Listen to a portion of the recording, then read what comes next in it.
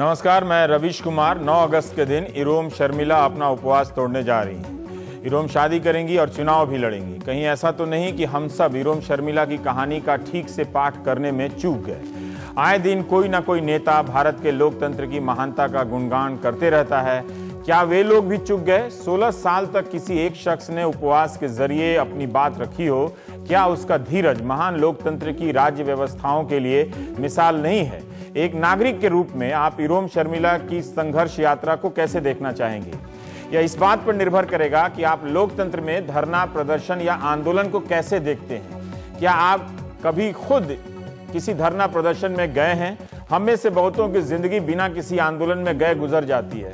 वैसे लोग भी इरोम शर्मिला के आंदोलन के महत्व को समझ सकते हैं। हमारे नेता अपने जेल जाने या लाठी खाने की कहानी तो 20 बार सुनाते हैं, पका देते हैं, मगर इरोम जैसे किसी नागरिक के संघर्ष की दास्तान से कन्नी काट लेते हैं। आखिर क्यों इरोम शर्मिला का यह फैसला बड़ी घटना की तरह दस्तक नहीं दे सका? जब तक वो अनशन पर रही, हर आंदोलन के चरम और धीरज की मिसाल बनकर रही। क्या इसलिए हुआ कि हम और आप अब ऐसे लोकतांत्रिक संघर्षों को अहमियत देने से बचते हैं? Film and television institute of India, Hyderabad university और जवाहरलाल नेहरू विश्वविद्यालय के छात्र आंदोलनों की आवाज संसद तक पहुंची, खूब तकरारें हुई, मगर ये आंदोलन धीरे धीरे ठंडे भी पड़े। सरकार की ताकत के इतने रूप होते हैं कि उसके सामने छोटे समूहों का टिक पाना मुश्किल होता है। छात्र राजनीति को लेकर तमाम सरकारें और राजनीतिक दल सुस्त हो चुके थे, लेकिन हाल के छात्र संघर्षों ने राजनीतिक दलों को सतर्क भी किया। शायद यही वजह रही होगी कि मीडिया और रिटायर नौकरशाहों के जरिए बार बार कहा जाने लगा कि छात्र कॉलेजों में पढ़ने आते हैं, राजनीति करने नहीं आते हैं। मंत्री तक ये बात बोलने लगे कि उन्हें राजनीति से दूर रहना चाहिए। वे अपनी जवानी के किस्से तो बेचते रहते हैं, मगर चाहते हैं कि दूसरों को यह किस्सा सुनाने का मौका न मिले कि वो भी कॉलेज के दिनों में किसी आंदोलन में गया था। जिस देश की आजादी का इतिहास कॉलेजों में पढ़ने वाले कई नौजवानों की आवाज उठाने से भरा हुआ है कि कैसे उन युवाओं ने किताबें पढ़ी, लिखी, लाठियां खाई, जेल गए और फांसी पर भी चढ़ गए। इसी देश में एक रिटायर नौकरशाह हुए हैं TSR सुब्रमण्यम। उनकी कमेटी की रिपोर्ट में कहा गया है कि कैंपस में प्रदर्शन, आंदोलन, घेराव और अन्य बाधा डालने वाली गतिविधियां बढ़ती जा रही हैं। इसके कारण परीक्षा में देरी होती है और इम्तिहान स्थगित होते हैं। राजनीतिक रूप से सक्रिय छात्रों का छोटा सा समूह ऐसे व्यवधान पैदा करता है। रितिका चोपड़ा की रिपोर्ट की हेडलाइन है कि कैंपस में राजनीतिक गतिविधियों को सीमित किया जाए। एक दिन कोई और रिटायर नौकरशाह आएगा जो रिपोर्ट देगा कि समाज में लोग खाने, कमाने और मरने आए हैं, आंदोलन करने नहीं आए हैं। इससे सरकार को नुकसान हो रहा है। जैसे गुजरात में पटेल और दलित आंदोलनों को अवैध घोषित कर देगा इस तरह का रिटायर नौकरशाह। बिना इन सवालों पर गए आप इरोम शर्मिला की कहानी की सीमा और संभावना को नहीं समझ सकते हैं। इसीलिए आप इतनी आसानी से नहीं समझ सकते ये बात कि किस तरह राजनीतिक दल प्रदर्शन करने का अधिकार सिर्फ अपने तक सुरक्षित रखना चाहते हैं। वे नागरिकों के धरना प्रदर्शन को अवैध घोषित करने लगे हैं और उन्हें जगह भी नहीं देते बल्कि लाठियां बरसाते हैं। मीडिया अब इन प्रदर्शनों को व्यवधान की तरह पेश करता है। जैसे मुंबई में हुआ, अंबेडकर भवन के विरोध में, गिराने के विरोध में जो लोग आए तो ट्रैफिक जाम बताया गया। एक पल के लिए सोचिए कि अगर छात्रों, किसानों और मजदूरों के प्रदर्शनों की वैधता नहीं बचेगी, तब क्या होगा जब किसी मुद्दे पर सारे राजनीतिक दल हाथ मिला लें, आवाज उठाने की खानापूर्ति कर चुप हो जाएं। हर शहर से धरना प्रदर्शन की जगहों को समाप्त किया जा रहा है। कैंपस में राजनीति ना करने देने की बात चल रही है। तो राजनीति कहां होगी? ब्यूटी पार्लर में या जिमखाना क्लब में?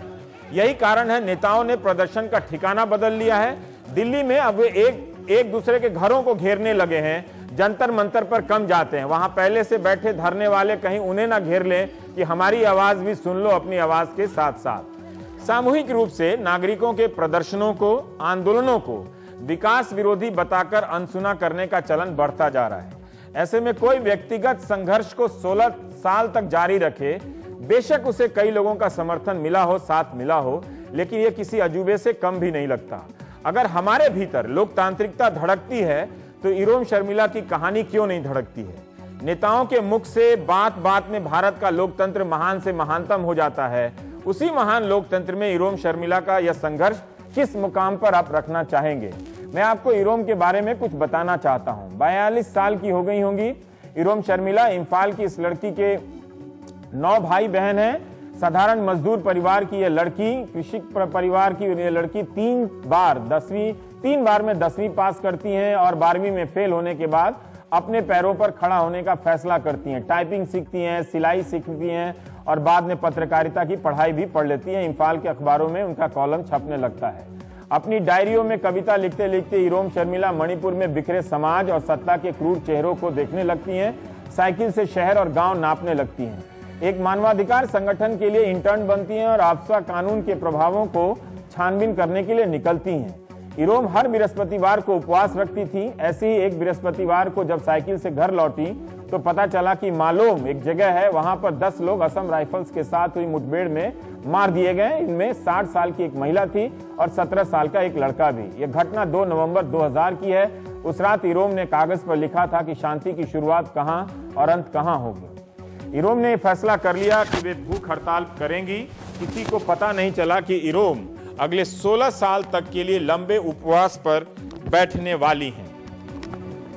मैंने ये जानकारी आप तक दीप्ति प्रिया मेहरोत्रा की किताब से ली है, जिसका नाम है इरोम शर्मिला और मणिपुर जनता की साहस यात्रा। ये किताब हिंदी में भी है। Armed forces special power act AFSPA के खिलाफ मणिपुर में भी प्रदर्शन हो रहा है और कश्मीर में भी इसके खिलाफ आवाजें उठती हैं। इरोम का रास्ता कश्मीर की आवाजों से बिल्कुल अलग है। भले ही यह कानून समाप्त नहीं हुआ कहीं भी, लेकिन इसे समाप्त करने की बात करने वालों ने भी इरोम शर्मिला को भुला दिया। नेताओं ने भी इरोम को याद कर कश्मीर को नहीं बताया कि विरोध ही करना है तो एक रास्ता यह भी है। इरोम शर्मिला पर आत्महत्या के प्रयास के कई आरोप भी चल रहे हैं, मुकदमे हैं। अपना फैसला बताते हुए उन्होंने कहा कि सरकार उनकी आवाज सुन नहीं रही है और आंदोलन को कुचलती रही है। इसीलिए दिल्ली को सुनाने के लिए, केंद्र को सुनाने के लिए वो राजनीति में आएंगी। इतने लंबे उपवास के बाद भी इतना लंबा धीरज, कायदे से संसद को तारीफ करनी चाहिए। इस बात के बावजूद कि इरोम की मांग से हम असहमत हैं, लेकिन उनके शांतिपूर्ण और अहिंसक रास्ते का सम्मान भी करते हैं। 7 जनवरी 2015 को वॉल स्ट्रीट जर्नल से इरोम ने कहा था कि वे सामान्य जीवन में प्रवेश करना चाहती हैं, किसी संत या देवी नहीं बनना चाहती। शांति, प्यार और सत्य का दूत बनकर रहना चाहती हैं। उन्होंने कहा कि मैं नहीं जानती, मगर अखबारों में उनकी बातों मुझे तो नहीं मालूम, मगर अखबारों में पढ़ा है कि इस लंबे संघर्ष के दौरान इरोम किसी से प्यार भी करती रहीं, डेस्मंड कौथिनो। इस ताल्लुकात को लेकर भी विवाद हुआ। उनके आंदोलन को समर्थन करने वालों ने डेस्मंड पर आरोप लगाया कि वो इरोम शर्मिला को बहका रहा है और अफवाह हटाने के आंदोलन को कमजोर कर रहा है। कुछ कमी हमारी भी है। जो आंदोलन करते हम समझते हैं वो सांस भी नहीं लेते होंगे, गीत भी नहीं गाते होंगे। इरोम ने किसी से कुछ नहीं बताया। जिस तरह से उपवास पे बैठते समय उनकी मां को अंदाजा नहीं था, उसी तरह से उपवास तोड़ने के फैसले की भी जानकारी उनकी 84 साल की मां को नहीं मिली। जबकि मीडिया की खबरों के अनुसार उनकी मां ने भी प्रण लिया था कि जब तक ये कानून आर्म्ड फोर्सेस स्पेशल एक्ट नहीं हटेगा तब तक वो अनशन पर बैठी अपनी बेटी से नहीं मिलेंगी। 16 साल का अनशन समाप्त हो रहा है। चुनावी राजनीति इरोम शर्मिला के लिए कितना जगह बना पाएगी, लेकिन इसमें भी वो एक बड़ा संदेश दे रही हैं उसी युवा को जो चुनावों से भागता है। हम आज प्राइम टाइम में उनके फैसले और उनके कामयाबी उपलब्धि पर बात करेंगे। दीप्ति प्रिया मेहरोत्रा, जिनकी किताब का जिक्र मैंने किया, और किशले भट्टाचार्य हमारे साथ हैं, पत्रकार लेखक, जो पिछली बार भी हमारे कार्यक्रम में आए थे आप लोगों से बात करने के लिए। दीप्ति जी, मैं आपसे जानना चाहता हूं कि 16 साल के बाद क्या ये हार है या एक तरह से ये इस आंदोलन की असफलता है? इरोम ने ये देखा होगा कि कोई रास्ता नहीं है, तो इसलिए एक जिंदगी को व्यर्थ करना सही नहीं रहेगा। तो उनके अब इस फैसले से क्या जो ये पूरा आंदोलन चल रहा है, जो इस कानून को हटाने का, उसको धक्का पहुंचा या इन्होंने अपने फैसले से उसको धक्का पहुंचाया? मुझे नहीं लगता कि आंदोलन को कोई भी धक्का पहुंचेगा इस फैसले से। इरोम शर्मिला ने ये फैसला स्वयं लिया था, किसी से डिस्कस करके नहीं लिया था कि वो अनशन करेंगी शुरू। पर बहुत सारे लोग उनके साथ जुड़े, बहुत सारी सिविल लिबर्टीज ऑर्गेनाइजेशंस और तमाम एकदम साधारण लोग इस मांग के साथ जुड़े, उनके साथ जुड़े। अब उन्होंने स्वयं एक फैसला जो लिया है कि ये अनशन अब वो तोड़ेंगी, तो इसमें भी मुझे लगता है कि जन आंदोलन को कोई ठेस नहीं पहुंचेगी। इनफैक्ट इससे जन आंदोलन के और मजबूत होने की भी एक संभावना है। जन आंदोलन में कोई एक ही जना नहीं होता है। ये एक जनी थी तो ये एक तरह से एक सेंटर, एक केंद्र बन गई थी, क्योंकि इनका कदम और ये जो कर रही थी वो इतना ही अद्भुत था और इतना कठिन था और इतना कष्टदायी था उनके अपने लिए कि लोग उसके साथ जुड़ रहे थे, उनके साथ निजी तौर पे भी जुड़ रहे थे और उनके सोच के साथ भी जुड़ रहे थे। अब इन्होंने, बहुत से लोगों ने पिछले सालों में जो उनके समर्थक हैं और इस मुद्दे के में उनके साथ हैं, बहुत से लोगों ने इरोम शर्मिला से कहा है कि प्लीज़ आप ये अपना अनशन अभी तोड़ दीजिए। तो उस तरह से ये सिर्फ उनका एक जने का फैसला भी नहीं है। मैं खुद चाहती थी कि वो ये तोड़ दे। मैं पिछले 3-4 साल में 2 चिट्ठियां उनको लिखी और अप्रैल में जब दिल्ली में थी, वो जो दिल्ली के केस के लिए अप्रैल में आई थी, दिल्ली में भी एक केस चल रहा है ना, ये आत्महत्या की चेष्टा का उनके खिलाफ चल रहा था, अप्रैल में डिसाइड हो गया था। तो तब भी मिली थी, तब भी मैंने उनसे एकदम 10 मिनट तक मैं कहती ही गई कि शर्मिला, मुझे लगता है कि आप ये, अब कितना एक इंसान अपने ऊपर पूरे समाज का बीड़ा अपने कंधे पे उठाएगा, ये दर्द उनके समर्थकों के दिल में भी है। तो जितना वो कर सकती थी इस वेपन से, इस तरीके से, उतना कर लिया। इसलिए आप कैसे देखते हैं? क्योंकि देखिए एक तरफ जैसा उनका सेम आंदोलन है, मतलब कश्मीर में तो और भी कई सवाल हैं, पर आफ्सपा की बात आती है, आर्म्ड फोर्सेस स्पेशल एक्ट की, कि उसके तहत जातियाँ होती हैं, उसको कुछ इलाकों से हटा लेना चाहिए या पूरा हटा लेना चाहिए। लेकिन एक तरफ एक शांतिपूर्ण आंदोलन है, जितना मैं जानता हूँ, मतलब आप लोग बेहतर जानते होंगे, दोनों ही रास्तों से तो बात नहीं सुनी गई।